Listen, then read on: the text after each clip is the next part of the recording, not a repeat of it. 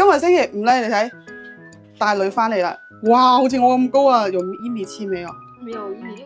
咁咧就煮一個佢中意食嘅白木耳炒五花肉，超級無敵快手嘅一個菜嚟嘅，好簡單。呢個係我屋企常備嘅白玉木耳啊，呢一種咧係未分到流，種植嗰陣時咧亦都未加到農藥嘅。平時食咧我就咁樣搲兩搲就可以浸出一大烹噶啦。浸出嚟咧，我哋就搣咗呢個頭佢個結仔唔要啊。咁如果有啲大嚿嘅話，我哋可以剪細一啲，浸佢個零兩個鐘就煮得噶啦。呢嚟炒，呢嚟涼拌，呢嚟煲湯都好好食噶。啲小朋友好神奇噶喎，黑色呢啲咁嘅木耳咧，佢冇咁中意食過。買啲五花肉肥咧，我就唔加油，先將啲五花肉炒出油嚟。而啲木耳啲嘢咧，一定要有啲豬油先香嘅。全程用中大火，哇咁快咧就已經將啲油爆晒出嚟啦。咁如果油有啲多咧，我哋可以倒一啲出嚟，等陣呢嚟炒青菜。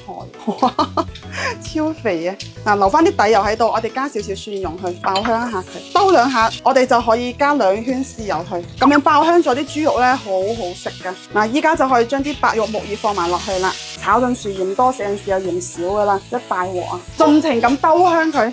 要有啲鑊氣先好食嘅，兜咗分零鐘咧，我可以加啲芹菜落去啦，跟住再將啲生粉水倒埋落去。具體嘅配備咧打上去屏幕噶啦嚇。呢陣味咧就係細個陣時翻鄉下咧嗰啲農家菜咁味嘅。出鑊之前咧淋少少啱先嘅豬油做尾鑊油啊，咁樣炒出嚟就會好靚噶啦。3分鐘炒好一個菜。哎呦，太大兜啦！好香啊！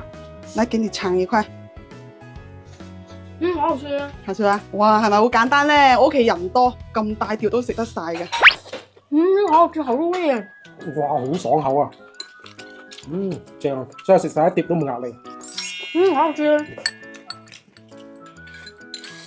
就炒一碟菜都夠了，是不是？但係其實我哋煮咗好多菜嘅，我家婆都中意食。仲係滾㗎，食多啲。